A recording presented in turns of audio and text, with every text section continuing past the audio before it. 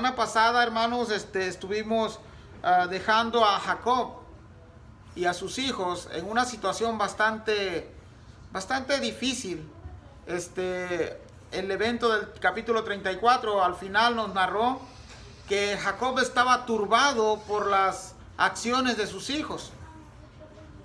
Todas esas acciones de sus hijos trajeron a la vida de Jacob angustia y trajeron también tormento.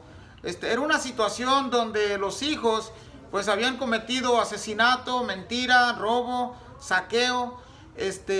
Usaron cosas sagradas como lo era la circuncisión para llevar a cabo el plan de asesinar a un pueblo entero llamado Siquén. Entonces, quisiera iniciar con una pregunta para usted. La pregunta es, ¿qué es para usted promesa y pacto? ¿Se relacionan ambas? ¿Tienen sinónimos? ¿Son sinónimas? Sinónimo, promesas y pacto. ¿Hay alguien que quisiera ayudar con esa pregunta, por favor? Promesa y pacto. ¿Se relacionarán? ¿Tendrán algún parecido? ¿Alguien ha hecho una promesa aquí? Muchas, ¿verdad? En nuestra existencia, muchos hemos hecho muchas promesas. Las rompemos, las quebramos, dicen aquí, ¿verdad? Los niños. Quebramos nuestras promesas. Entonces, hay una relación entre promesa y pacto. El pacto tiene que ver con una alianza entre dos partes. Y la finalidad del pacto es que ambas partes cumplan. Esa es la finalidad del pacto. Y la promesa tiene que ver con el juramento que uno habla, ¿verdad? Con tu palabra, con la voz de uno. Entonces, la lección de hoy se llama la promesa del pacto renovado. La promesa del pacto renovado. Había hecho Dios una promesa y un pacto ya con Abraham. Allá lo leímos por los capítulos 12, 13. Y Dios no solamente continúa haciendo esa promesa a Abraham, sino que también a su hijo Isaac y también a su hijo Jacob, ¿verdad? Era el que seguía en esa lista de los descendientes de Abraham.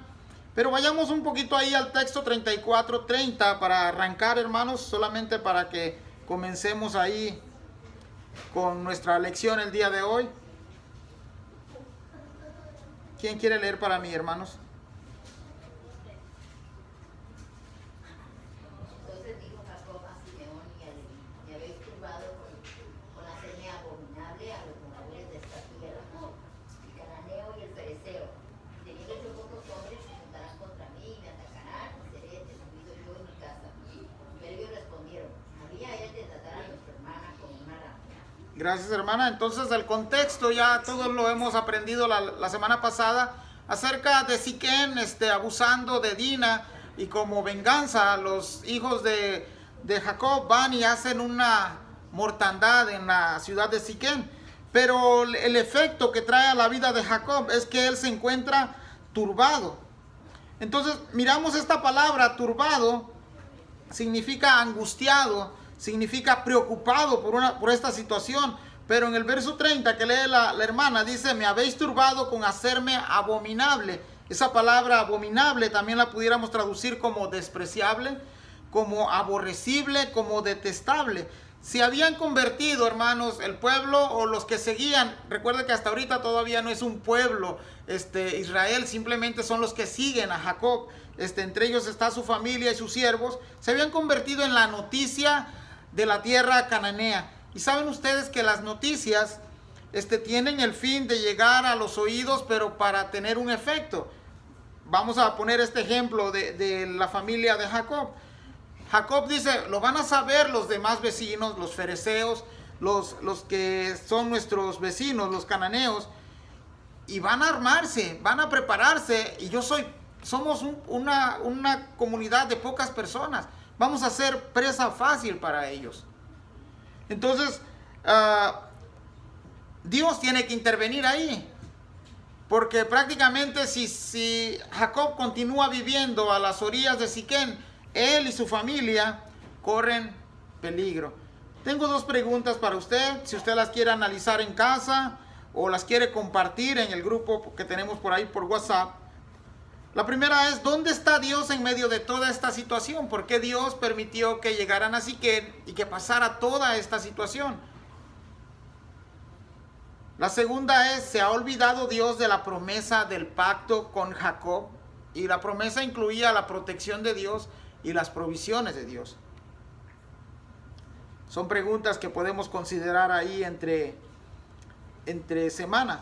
Jacob había pasado, hermanos, de estar en paz en el capítulo 33, cuando encontró a su hermano, llega a Siquén, las cosas cambiaron radicalmente. No se nos dice qué tiempo vive Jacob y los que con él están en Siquén, pero las cosas de la noche a la mañana cambiaron radicalmente al Siquén tomar a la fuerza a Dina. Ahora, como resultado de todo lo que ha pasado en el capítulo 34, tiene un gran problema, al grado de que él está pensando en que las naciones van a venir sobre él y los van a aniquilar, los van a destruir, dice él ocupa esa palabra, destruir. Pero arranquemos ahí con el verso 35:1. No sin antes recordarle, hermanos, que la vida con Cristo también trae sus aflicciones, trae sus problemas. Sí, estamos en paz, pero estamos en paz para con Dios.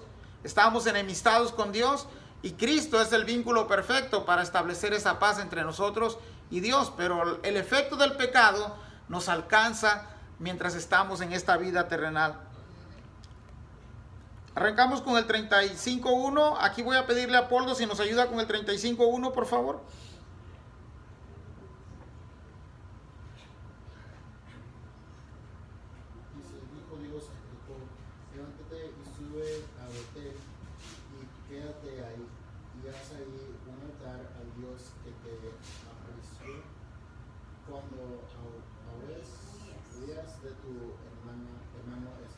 Gracias.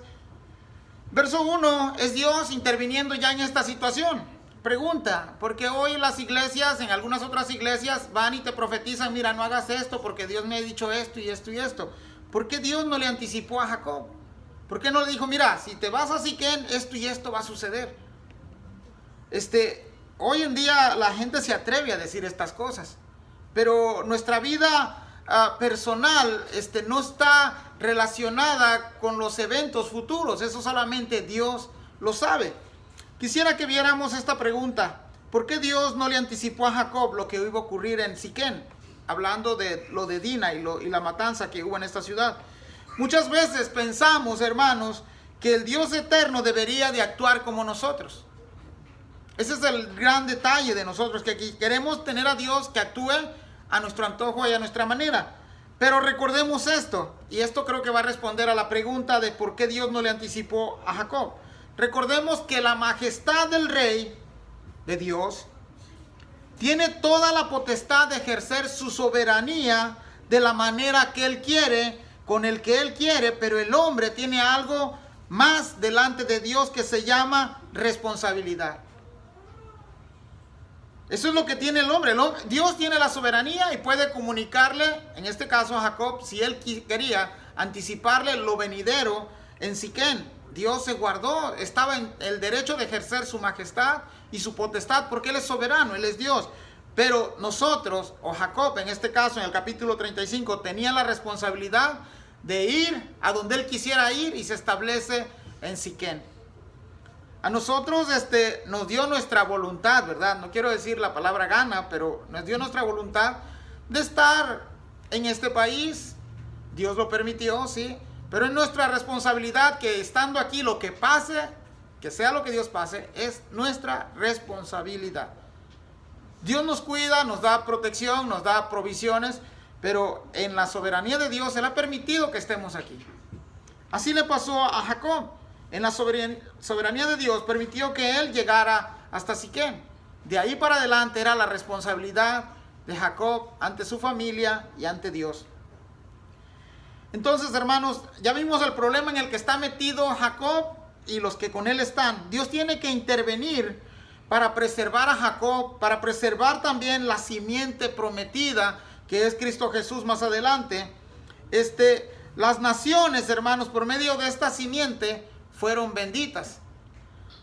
Y serán siendo benditas mientras Jesús no venga en gloria, ¿verdad? Porque todo aquel que cree en Jesús alcanzará este tipo de bendición.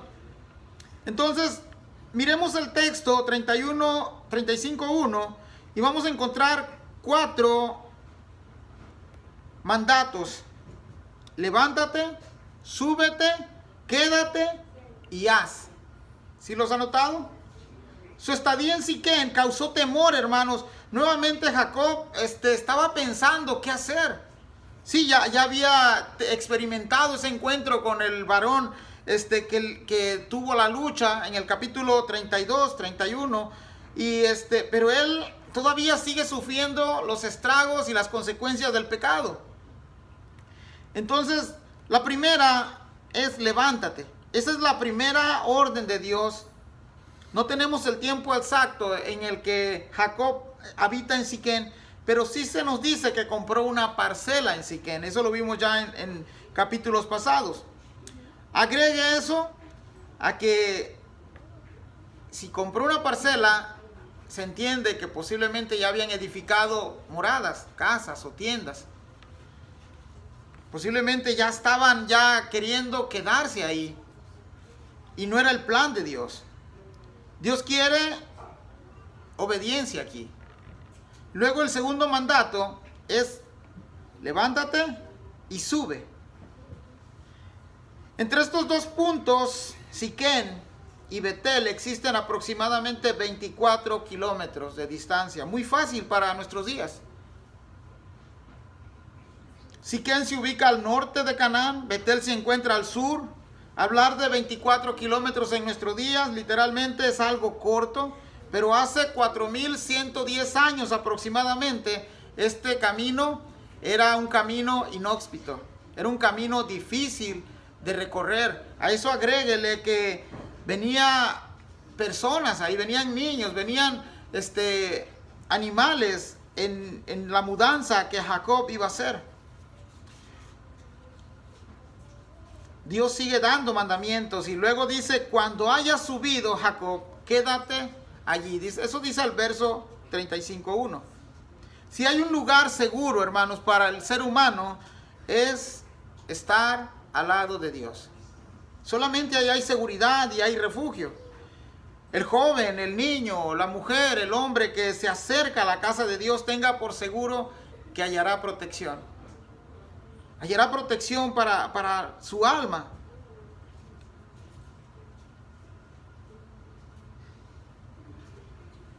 Normalmente, hermanos, cuando hablamos de un templo de 4 paredes, como el que hoy estamos usando, le llamamos la casa de Dios, ¿verdad? ¿Sí ha usado usted esa frase para referirse al templo? Pero la ordenanza que Dios da a Jacob no se está refiriendo a un templo de 4 paredes, porque dice, haz, el verso 1, haz un altar a Dios. Nosotros, ya en el nuevo pacto con Jesucristo nos convertimos en el templo del Espíritu Santo. ¿Sí sabía eso también? ¿Cómo tenemos nuestro templo ante Dios? Es un templo donde Dios puede habitar plenamente, porque recuerden esto también, de que Dios no cohabita donde existe el pecado. Vaya conmigo ahí a Hechos 17, 24 al 25. Porque lo que va a hacer aquí Jacob es un altar solamente. Hoy las personas se enfocan mucho en el edificio externo donde se reúne la iglesia. La iglesia, recuerden, somos nosotros, el conjunto de personas que se reúne para adorar a Dios o para escuchar a Dios. ¿Ya lo tenemos? Leo para ustedes, dice Hechos 17, 24. El Dios que hizo el mundo y todas las cosas que en él hay, siendo Señor del cielo y de la tierra, mire esta frase, no habita en templos hechos por manos humanas, ni es honrado por manos de hombres como si se necesite de algo, pues Él es quien da a todos vida y aliento y todas las cosas. Lo que va a construir en Betel Jacob es mucho más que un templo físico, es mucho más que un edificio, es un encuentro personal con Dios. Y es lo que nosotros a veces hay en nuestro corazón cuando aceptamos a Jesús como Salvador, está ese encuentro personal con Dios. En el Nuevo Testamento los creyentes somos la casa y el templo de Dios. Mire qué dice el apóstol Pablo en 1 Corintios 6:19.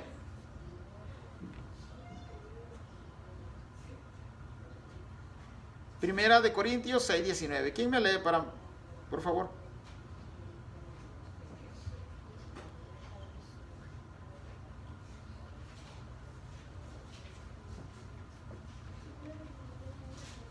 Si lo trae su Biblia, hermano. ¿O ignoráis que vuestro cuerpo es templo del Espíritu Santo, el cual está en vosotros, el cual tenéis de Dios, y que no sois vuestro? Ahí está. El apóstol Pablo ahora nos dice que el templo del Espíritu Santo es nuestro cuerpo.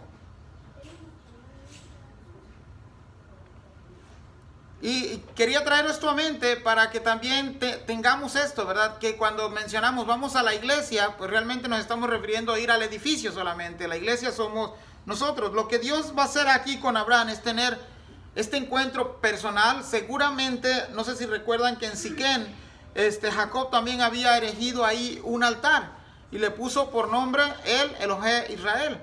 Pero ahora Dios quiere que le ponga un altar en Betel. En el Antiguo Testamento, Dios, hermano, no, de hecho, hasta ahorita, Génesis, más adelante se le da esta orden a Salomón, pero Dios no tenía un templo para ser adorado. Eso sucederá unos cuantos años más adelante. Pero Betel se había convertido en el lugar de encuentro entre Dios y Jacob. Y donde Dios está, hermanos, no hay nadie que pueda destruirnos. Créalo, eso es una verdad. Y Dios le dice, quédate ahí. Por último, le dice, haz un altar. Edificar el altar tenía motivos, hermanos, para la adoración, para agradecer, para alabar, para el sacrificio, para anunciar a Dios o para darlo a conocer. ¿Sí escuchó eso?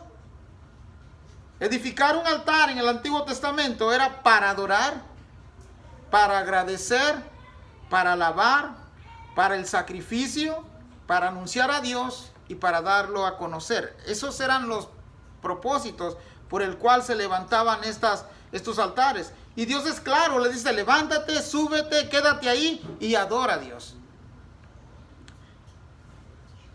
Además, Dios en el verso 35:1 le recuerda cuando huía de Esaú, su hermano, y le dice, ¿sabes qué? Eso hiciste cuando huías de tu hermano, viniste a Betel y aquí encontraste paz, tranquilidad, seguridad. Encontraste al Dios que te fortalece. De hecho, el capítulo 35, hermanos, se me hace uno de los más difíciles para la vida de Jacob, en la historia de Jacob. Hermanos, hay algo que nosotros tenemos que recordar todo el tiempo. Hoy nuestro altar debería estar en nuestros corazones. Ese es el verdadero lugar de adoración. A veces decimos, vamos a la iglesia a adorar, pero es tu corazón el que dispones para adorar a Dios. Es tu vida la que dispones para adorar a Dios. Si en tu vida hay pecado, hay alejamiento, hay distanciamiento entre Dios y nuestra vida, ten por seguro algo, que Dios no le agrada a un corazón cuando hay pecado en él. Y muchas veces, hermanos, es nuestra condición. Gracias a Dios porque Él ha prometido y su promesa es perpetua. Eso es algo que nosotros deberemos de adorar a Dios por la perpetuidad de su palabra. Porque Él no cambia, es inmutable. Génesis 35:2. Leo para ustedes. Entonces Jacob dijo a su familia y a todos los que con él estaban, quitad los dioses ajenos que hay entre vosotros, y limpiaos y mudad vuestros vestidos. Este verso es impresionante, hermanos. Se puede esperar que los criados de Jacob, que son los que ha comprado, los que ha adquirido, pues tengan otros dioses. Pero la primera indicación es para su familia. ¿Qué pasa con la familia de Jacob? ¿Será que estar en Siquén les afectó y comenzaron ellos a ver que la gente de Siquén tenía otros dioses ajenos y comenzaron a adquirirlos? ¿Se acuerdan que la segunda esposa de Jacob, Raquel, le robó también los ídolos a su papá? Mucha gente a veces no cree en la Biblia por estas historias que aparecen. Dicen, bueno, si el pueblo de Israel dicen que es un pueblo santo, miremos su pasado. Jacob, un mentiroso. Labán, un ladrón. Raquel, una idólatra. Y comienzan, gracias a Dios, porque cuando Dios presenta la historia en Jeremías de Israel, dice, no te elegí porque fuera la mejor, te elegí porque era la más peor de todos. Y de ti va a nacer el que va a tener la simiente perfecta, que es Jesús. Dios los había elegido con un propósito, hermanos. Pero aquí lo impresionante es que la propia familia de Jacob se habían vuelto idólatras. Y esto, aquí hay un material para muchos temas, hermano. El capítulo 35, únicamente vamos dándole ahí una repasada, ¿verdad? Porque quisiera uno quedarse en cada versículo y ampliarlo más, pero tenemos 29 versículos en el día de hoy, así que por el tiempo no nos quedamos ahí. Pero otra pregunta, ¿acaso Jacob sabía que los que estaban con él tenían otros dioses y no decía nada? ¿Cuántos dioses hay en tu casa y tú te callas? ¿Por qué tienes que esperar la reprensión de Dios? Y nos quitemos de la mente lo siguiente. Muchas veces para nosotros los creyentes se nos ha llamado protestantes también, los que se han convertido del catolicismo al evangelismo. Tenemos en la mente que solamente las figuritas, los santitos, las imágenes son ídolos. Pero no, hermano, todo lo que le quita el primer lugar a Dios se convierte en un ídolo y en un Dios, incluyendo nuestros cónyuges, incluyendo nuestros hijos. Todo lo que le quita el primer lugar a Dios se convierte en un ídolo. Cuidado con lo que estamos adorando. Cuidado con lo que vemos, con lo que oímos. Todo lo que el mundo ofrece, hermano, a veces sin querer, el diablo ha ocupado una manera tan sutil ahora para entrar a los hogares, para entrar a la vida de las personas creyentes, y nos engañan fácilmente. Y si no estamos renovándonos con la palabra de Dios seguido, somos presa fáciles.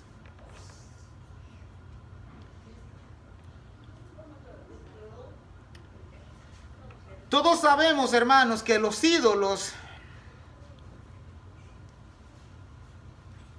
dice el apóstol Pablo, nada son, ¿verdad? El problema es que a veces las personas ponen su confianza en ese ídolo, en ese Dios. Jacob ordena en el verso 35:2, quitad los dioses ajenos. Implícitamente, los que con Jacob estaban, aprendieron de los de Siquén. O posiblemente por el paso a Siquén, o muchos ya venían con esa costumbre y habían hecho en el campamento que Jacob traía también lugares de dioses. Jacob dijo unas palabras en Siquén. Él dijo, el Elohei Israel. Es como decir, ¿sabes qué? Pueblo que me sigues, gente, familia que me sigues, solamente Jehová será nuestro Dios. Sin embargo, ellos habían hecho ya una mezcla entre Dios, el Dios verdadero, y los dioses ajenos de los cananeos. Aparte de eso, en el verso 2 que leímos, dice, limpiaos y mudad vuestros vestidos. La limpieza física era importante, incluyendo los vestidos, pero es mucho mejor la limpieza interna. La limpieza del alma, la limpieza del corazón. El apóstol Pablo nos va a fundir nuestras mentes con este texto de Efesios 4, 22 al 24. ¿Quién lee para mí, por favor? Moncho, ¿puedes leer para mí, por favor? Efesios 4, 22 al 24. Efesios 4, 22 y 24. 4, 28, 24, 24, 28.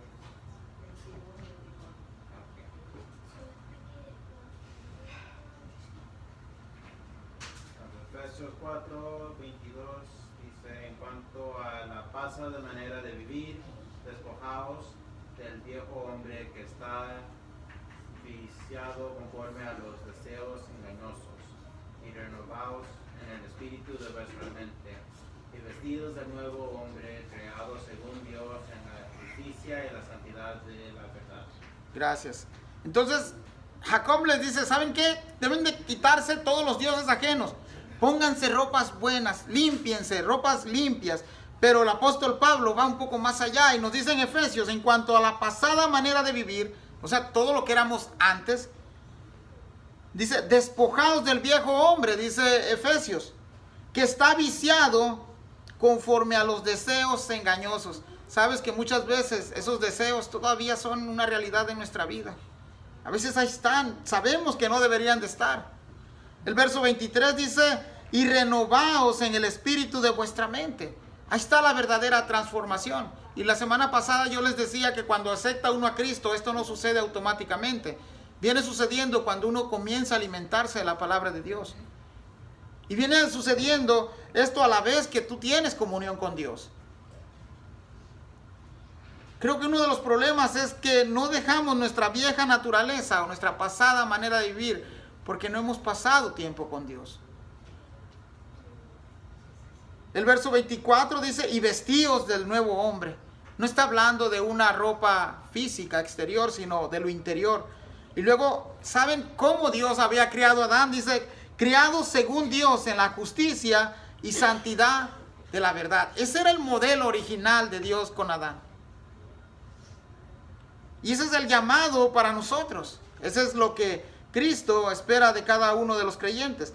Pablo nos dice, renueven sus mentes. Vístanse del nuevo hombre. Ese nuevo hombre, dice Pablo en Efesios, tiene que ser criado por Dios. Y se acuerdan que Pablo también nos dice que el que está en Cristo, ¿qué es? Nueva criatura. Te pregunto, ¿eres una nueva criatura?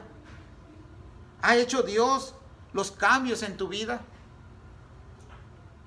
Génesis 35, 3. ¿Alguien quiere leer para mí, hermanos, por favor?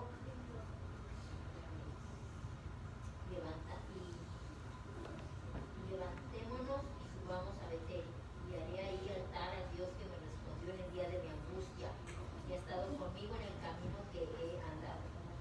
Gracias, hermana. La orden de Jacob como líder de este grupo es, vamos, subamos. Él es el líder de la familia y de este grupo, hermanos. El líder debe de tomar la iniciativa para adorar a Dios. Y en otros aspectos también. Quizás tenemos aquí personas que no tienen un cónyuge. Bueno, pues automáticamente él se vuelve su propio líder y es el responsable de su familia. Compare el verso 2 y el verso 3, por favor. El verso 2, va a notar usted ahí que la palabra dioses se escribe con D minúscula. Verso 3, y haré allí altar al Dios. La palabra al es el artículo definido para referirse únicamente a alguien único. Eso lo hace la distinción entre el verdadero Dios y los dioses. Pero nosotros, hermanos, ¿cómo está nuestro altar a Dios? Cuando hacemos la invitación de pasar al altar, a esto normalmente se le conoce como altar, pero hay un altar en nuestro interior y es donde edificamos altar a Dios o altar a dioses. A veces me causa risa escuchar por diferentes medios de comunicación, ya sea internet o televisión, cuando se dicen el ídolo del pueblo o el ídolo de los jóvenes o el ídolo, ¿verdad? Bueno, creo que no alcanzan a distinguir la magnitud de la palabra ídolo, pero en realidad lo que está haciendo ahí es tratando de meternos esa palabra para que sea de uso cotidiano para nosotros. Pero en realidad nadie debe de ocupar el primer lugar más que Dios en nuestra vida. Verso 35:4. Y esto creo que también es algo bastante interesante e impresionante. Dice el 35:4, así dieron a Jacob todos los dioses ajenos que había en poder de ellos y los zarcillos que estaban en sus orejas. Y Jacob los escondió debajo de una encina que estaba junto a Siquén. Resulta, hermanos, que la familia de Jacob era bien idólatra. Y los que con él estaban. Aunque no especifica quiénes de su familia, implícitamente pues los está involucrando a todos. Tenemos que reconocer, hermanos, que muchos estamos igual que estas personas. Tenemos nuestros propios ídolos, nuestros propios dioses. Están ahí escondidos, no los sacamos a la luz. Estamos como Raquel, a veces nos sentamos arriba de ellos para que no sea descubierto. Pero usted sabe cuál es. Yo sé cuál es. ¿Cuáles son? Y le pidamos al Dios Padre de Jesucristo, hermanos, que podamos acercarnos a Él confiadamente, como dice el libro de Hebreos. Que de verdad sea Él el que ocupe el primer lugar en nuestra vida. Le pidamos a Dios que vayamos apartándonos de esos ídolos, de esos dioses que nos alejan cada día más de Él. El diablo es tan sutil que nos ha metido ídolos y dioses en la tecnología, en la música, en la comida, en la bebida, en la vestimenta, y se ha camuflajeado en diversos ámbitos cotidianos para hacernos tropezar y quitar la mirada del único Dios. ¿Escuchó eso, hermanos? ¿En dónde se ha metido Satanás? ¿En dónde ha metido los ídolos falsos? Le voy a repetir eso una vez más, quizás no lo escuchó. Se ha metido en la tecnología, en la música, en la comida, en la bebida, en la vestimenta. Se ha camuflajeado en todos los ámbitos cotidianos. También en el verso 34, en el verso 35:4, aparece la palabra zarcillos. Y los que traigan arete ahorita se lo van a tener que quitar. Porque la palabra zarcillos significa aretes. Pero aquí viene la pregunta del millón. ¿Son malos los aretes? ¿Por qué no? ¿Se acuerdan que cuando Aarón pidió oros, empezó a pedir todas las alhajas y entre ellos los zarcillos? Voy a darle aquí una nota, hermanos, porque a veces decimos, no son malos, o sí son malos, y no sabemos por qué son. ¿Por qué lo son o por qué no son? Estos aretes no son como los que tradicionalmente se usan. Estos aretes tenían un diseño muy peculiar, tenían imágenes, tenían ídolos y se usaban como amuletos. Esa es la razón por la que él pide los dioses y los aretes. Acuérdense que iba a pasar de Siquén a un lugar que se llamaba Casa de Dios, a un lugar santo. Esa era la razón por la que él había pedido. Pero, por ejemplo, nosotros, no sé si usted, al menos en mi caso, algunos no, ¿verdad? Pero algunos usan cadenas con herradura para la buena suerte. Usan dientes o ojos de animales que para protección. Usan prendas que a veces traen impregnada imágenes o letras. Cosas que a lo mejor para nuestra vista no tiene nada de malo, pero que no. ¿Sí, hermana? Hay aretes, hermano, que traen aquí la guadalupana, ya con la figura de él. Sí, hermana, gracias.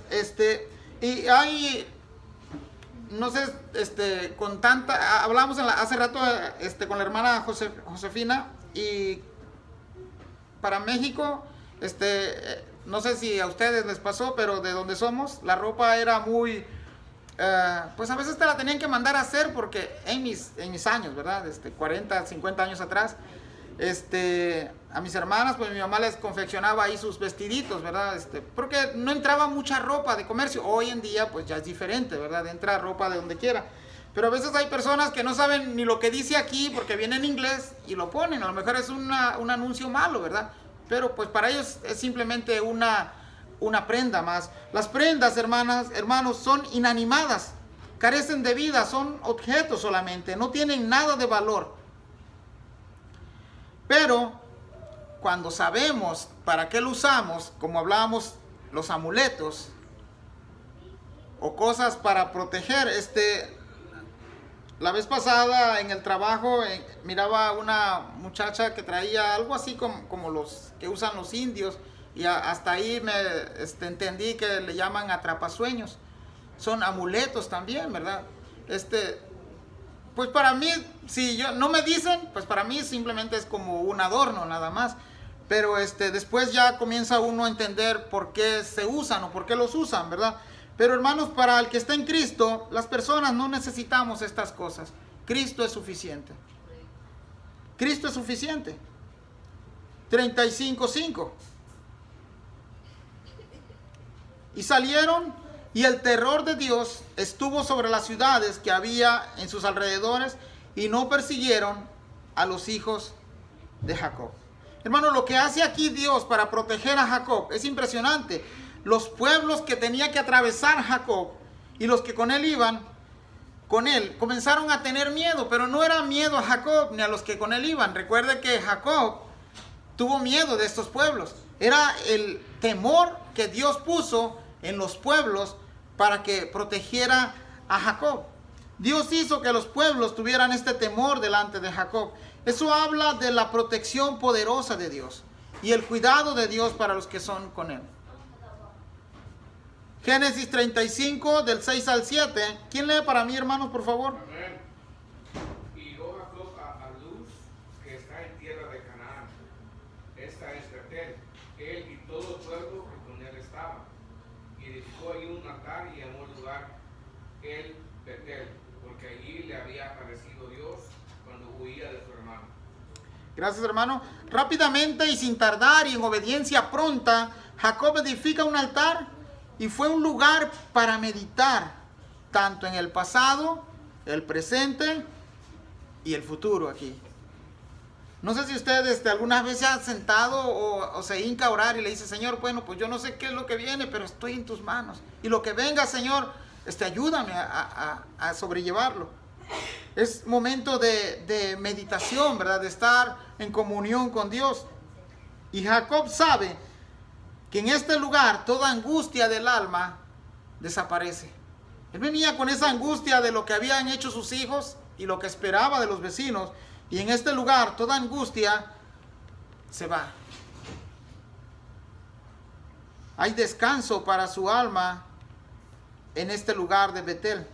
Mateo 11, 28 y 29. ¿Quién me alcanza ahí para leerlo, por favor?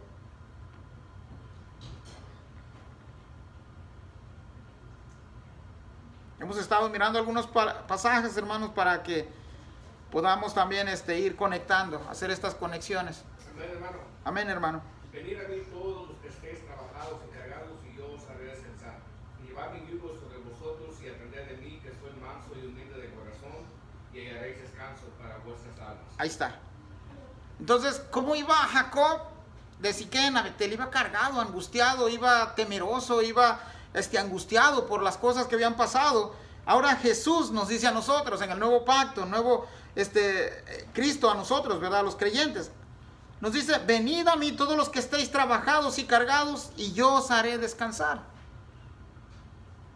No sé si usted ha hallado descanso cuando se ha sentido angustiado y se ha sentido desanimado y se ha sentido desesperado y pues todas las cosas se le vienen encima, pero cuando viene a los pies de Cristo y comienza a orar, comienza como a despojarse de todas esas cosas.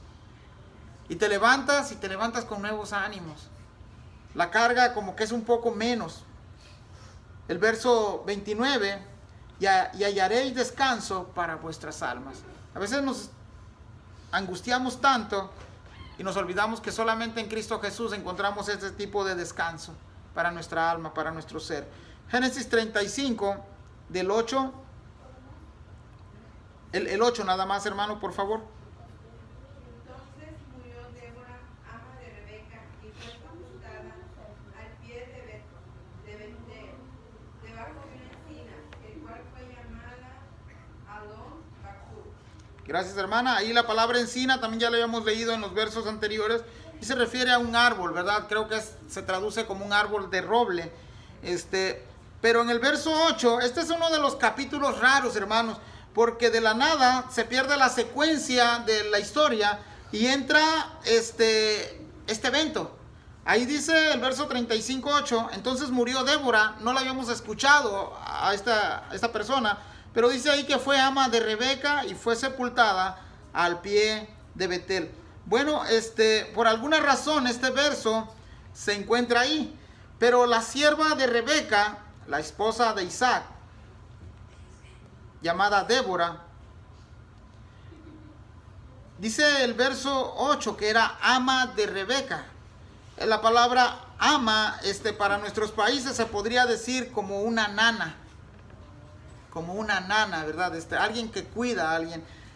Algunos comentaristas sugieren de que Jacob por alguna razón se tomó a cargo el cuidado de Débora, y recordemos que ya es una persona adulta, ¿verdad? Entonces, muere en Betel, es sepultada en Betel, pero es muy probable que el verso esté también aquí para mostrarnos que una sierva o un siervo con estas cualidades de Débora llegaban a ser tan importantes en la familia y que aún hasta en su día de muerte se les daba honor.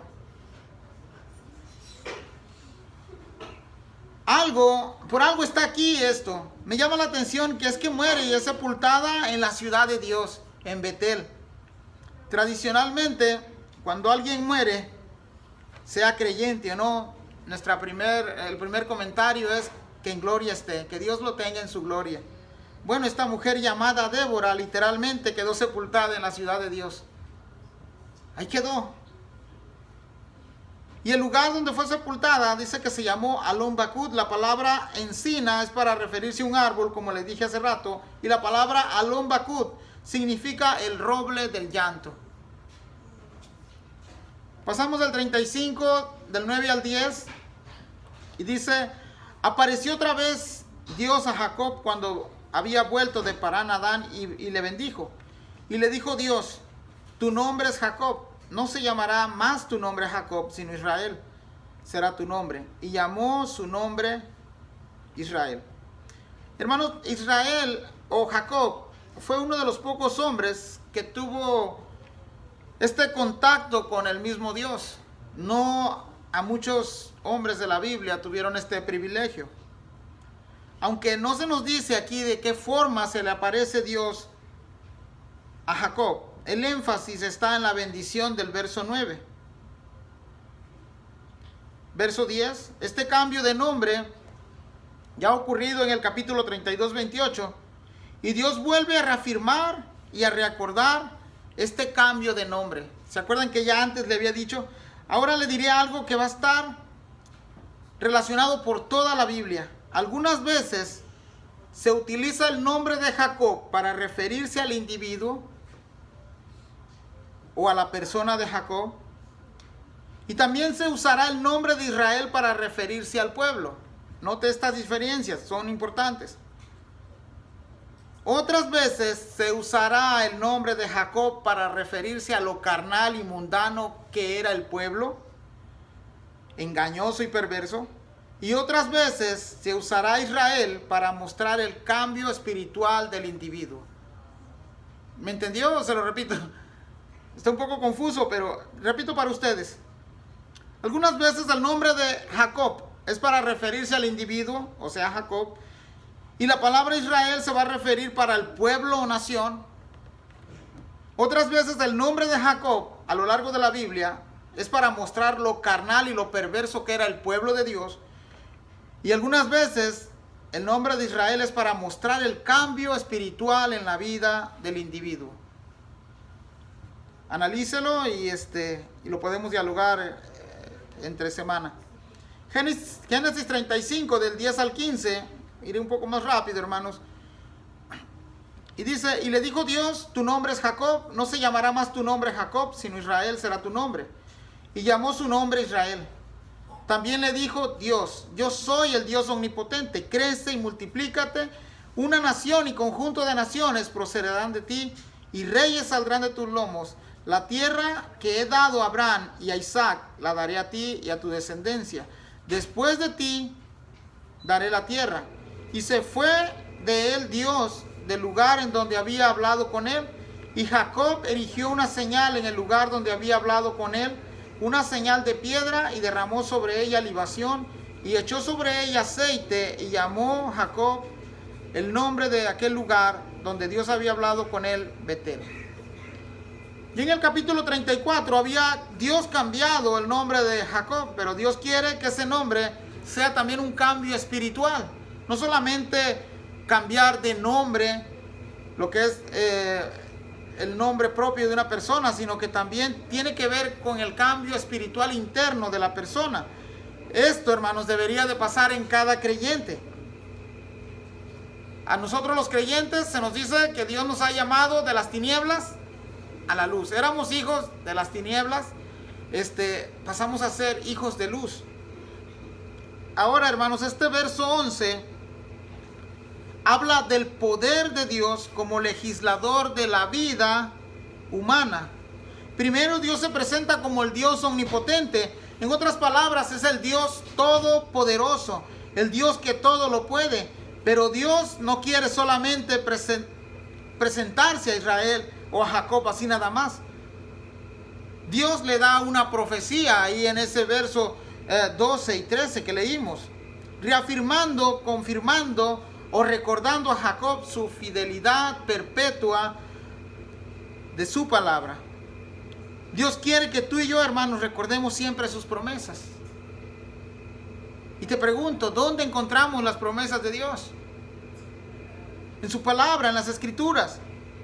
No en el que dice, mira, tengo algo nuevo para ti. Dios me ha revelado algo para ti. Yo traigo palabra de Dios. Bueno, si no es conforme a las escrituras, no le crea. Salga huyendo. Dios le dice a Jacob en esos versos, crece y multiplícate. Hermanos, Jacob hasta este momento ha llegado a la madurez y ahora tiene que multiplicarse, no solamente en lo espiritual, sino como nación o como personas. Y aquí viene la palabra profética de Dios. No como la utilizan los hombres, hermanos, sino la de Dios. Dice aquí, una nación y un conjunto de naciones procederán de ti, y reyes saldrán de tus lomos. Eso tendrá cumplimiento unos 100 años más adelante de la historia de Israel. Verso 12, la tierra que he dado a Abraham y a Isaac la daré a ti y a tu descendencia, después de ti daré la tierra. Estas promesas, hermanos, ya antes las había Dios anunciado a Abraham y a Isaac y ahora a Jacob. Verso 35, 16, 17 al 21. Después partieron de Betel y había aún como media legua de tierra para llegar a Éfrata. Cuando dio a luz Raquel y hubo trabajo en su parto, y aconteció como había trabajo en su parto, que le dijo la partera, no temas, que también tendrás este hijo. Y aconteció que al salírsele el alma, pues murió, llamó su nombre Benoni, mas su padre lo llamó Benjamín. Así murió Raquel y fue sepultada en el camino de Éfrata, la cual es Belén. Y levantó Jacob un pilar sobre su sepultura. Esta es la señal de la sepultura de Raquel hasta hoy. Y salió Israel y plantó su tienda más allá de Migdal Edar. Ya casi vamos terminando, hermanos. Por alguna razón, otra vez Jacob sale de Betel y se encamina rumbo a Éfrata, Belén de Éfrata. Esta ciudad de Éfrata, hermanos, todos sabemos que de ahí también hay una profecía donde profetizan el nacimiento de Jesús, ¿verdad? Belén de Éfrata. Pero el episodio de estos versos, yo les decía hace ratito que este capítulo es uno de los más difíciles porque hay muertes aquí. Y cuando una familia experimenta muertes dentro de su hogar, pues queda uno marcado para siempre, mientras uno vive. Este episodio marca a toda persona, a todo hombre, a toda mujer. El episodio de la muerte parece un momento de tristeza en la vida de las personas. Y por muchos años o por mucho tiempo uno vive con ese sentimiento en nuestro corazón. Pero Jacob recuerde esto también, de que aunque ha sido elegido y llamado y escogido por Dios, va a experimentar este tipo de situaciones. Ya se le murió a Débora, nana de Rebeca. Ahora va a experimentar la muerte de Raquel, y era la esposa que él amaba, la segunda esposa, pero la que él amó de un principio, ¿verdad? Entonces vemos este tipo de eventos que va a suceder en todos nosotros, a menos de que Cristo vuelva, ¿verdad? Como decía el apóstol Pablo. Pero Jacob no solamente ha experimentado en su vida terrenal problemas, no solamente ha experimentado, ha sido defraudado por personas, también ahora va a experimentar lo que es la pérdida de seres humanos, seres queridos, muy cercanos a él. Pero hay una nota muy importante en el verso 18. Verso 17 se nos dice de que está embarazada, va a tener trabajo de parto ahí. Este es el último de los hijos de Jacob, llamado Benoni. Él cambia el nombre a Benjamín. Pero aquí pasa algo. Dice, al salírsele el alma. Es un buen tema para dialogarlo. Pero significa que hubo una separación entre el cuerpo humano y el alma. Eso, cuando hay esa separación, ocasiona la muerte de cualquier persona. En este caso fue la muerte de Raquel. Y originalmente, antes de morir, aquí Raquel pone el nombre a su hijo llamado Benoni. ¿Se ha preguntado qué significa Benoni? ¿No? Hijo de dolor, hijo de tristeza. Y es cambiado por su padre a nombre de Benjamín. Benjamín significa hijo del sur o hijo de la mano derecha. Es lo que significa Benjamín. Salió de Betel, se plantó en un lugar llamado Migdal Edar, que se traduce como torre del rebaño, un lugar muy cerca de Belén. Hermanos, es un momento para Jacob, ahora llamado Israel, un momento que marca la historia de este pueblo, de esta nación, que más adelante Dios va a llamar como nación. La va a darle ya su carta magna, la va a constituir como una nación cuando salgan de Egipto. Pero hay otro evento ahí que vamos a leer a continuación.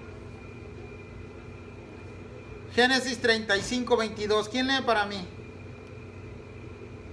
Aconteció que cuando moraba Israel en aquella tierra, fue Rubén y durmió con Bilha, la concubina de su padre, lo cual llegó a saber Israel. Ahora bien, los hijos de Israel fueron 12. Gracias, hermana. Son episodios, no sé si su Biblia lo trae, pero marca ahí a veces con unas letras grandes las separaciones. Pero son momentos bien difíciles para la vida de Jacob. Porque imagínense que su propio hijo, estar con una de las concubinas de su padre. Y obviamente, hermanos, el acto de Rubén con Bilha, le va a traer consecuencias. Esto es algo que Rubén no debió hacer. Y va a ocurrir algo en la vida de Rubén, hermanos. Rubén es el primogénito de Jacob. Vaya ahí conmigo a Génesis 49, 33, por favor. No me quiero ir sin antes ver esta consecuencia. Porque podemos leer y bueno, ya pasó. Pero miremos qué consecuencia le acarrea a Rubén. 49, 33. ¿Alguien lee para mí? Cuando acabó Jacob de dar mandamientos a sus hijos, encogió sus pies en la cama y expiró y fue reunido con su padre. ¿Es el 49, 33? Ok, regresamos un poquito atrás. Ok, ya lo tengo. Es 3, perdón. 49, 3. Ven, tú eres mi primogénito, mi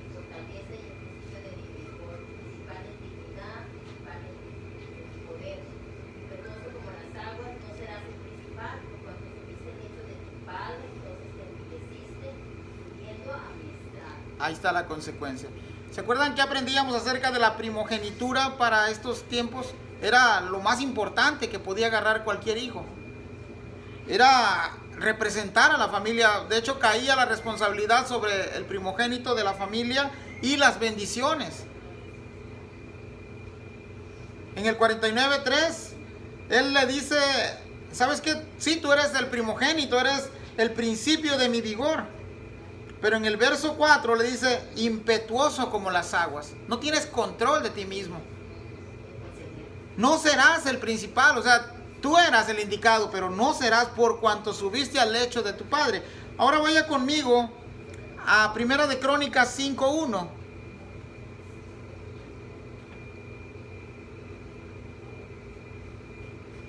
Primera de Crónicas 5:1. ¿Quién lo lee, por favor?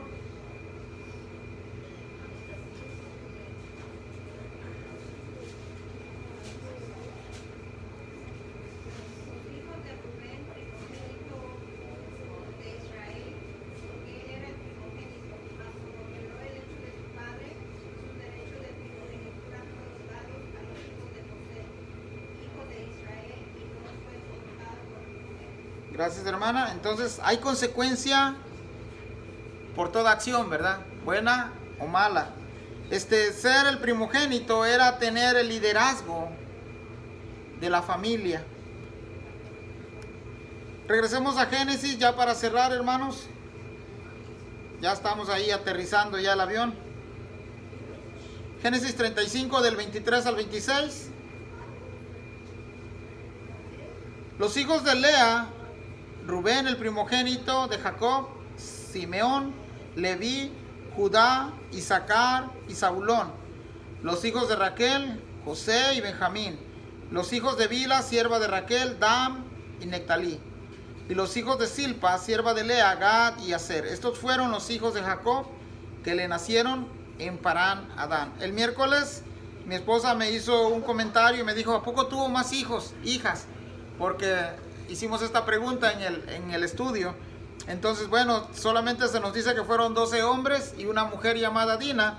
Y cuando dice que sus hijas, porque en el capítulo 34, los de Siquén dijeron, si nosotros emparentamos con ellos, nos harán a sus hijas y nosotros a las nuestras. Pues está hablando ahí de los que iban a venir después de ellos, ¿verdad? O de sus propios nietos de Jacob o nietas, ¿verdad? Pero se nos marca muy enfáticamente que solamente fueron 12 y Dina, ¿verdad? Una mujer. Ya cerramos, hermanos, del 35, capítulo 35, del 27 al 29. ¿Alguien quiere leer ya para cerrar? Después vino Jacob a Isaac, su padre, a Mamre, a la ciudad de Arba, que es Hebrón, donde habitaron Abraham e Isaac. Fueron los días de Isaac 180 años, y exhaló Isaac el espíritu y murió, y fue recogido a su pueblo viejo y lleno de días, y lo sepultaron Esaú y Jacob sus hijos. Gracias, hermana. Y volvemos a cerrar el capítulo con un episodio bastante triste y lamentable, ¿verdad? Pérdida de más seres queridos para Jacob. ¿Por qué se les llamaba hebreos? Bueno, ahí Isaac vivía en una ciudad llamada Hebrón, ¿verdad? Donde habitó Abraham e Isaac. Entonces, si se da cuenta, en la cantidad de años que muere Isaac es un poco mayor a la de Abraham. Pero ha venido reduciéndose el límite de edad para los hombres. Verso 29 es una palabra muy diferente a la que se usó con Raquel. Dice, y exhaló Isaac el espíritu y murió. O sea, fue su último aliento. Y fue recogido a su pueblo viejo y lleno de días, y lo sepultaron Esaú y Jacob sus hijos. Este capítulo, hermanos, está lleno de eventos que desanimarían a cualquier persona. Muertes, mudanzas, llantos, tragedias, traiciones, y el capítulo cierra con otra muerte que es la de Isaac, padre de Jacob y padre de Esaú. Pero gracias a Dios, a pesar de todo, en los versos anteriores Dios prometió a Jacob que su promesa sería perpetua. Jacob va a morir. Vamos a leer ese episodio donde Jacob muere, pero queda su descendencia. Y la palabra de Dios sigue cumpliéndose, hermanos, no solamente en el tiempo de Jacob, no solamente llegamos al tiempo de David, llegamos al tiempo de Jesús, su palabra sigue perpetua, y llegamos al tiempo de Jesús y su palabra sigue siendo perpetua, y llegamos a nuestros días y su palabra sigue siendo perpetua. La palabra del Señor nos anima y nos dice que no pasará ni una tilde ni una jota hasta que su palabra se haya cumplido. Entonces, esa es la esperanza que tenemos, hermanos, hasta llegar al cumplimiento de lo que Él ha prometido. ¿Cuál es ese cumplimiento, hermanos? Que un día todos nosotros estaremos en su presencia, todos los que hemos creído, ¿verdad? Porque también está la otra teoría, que todos al final vamos a ser salvos, y eso se llama universalismo y no es bíblico. Entonces solamente seremos salvados los que somos comprados con la sangre de Cristo Jesús. Oremos, hermanos.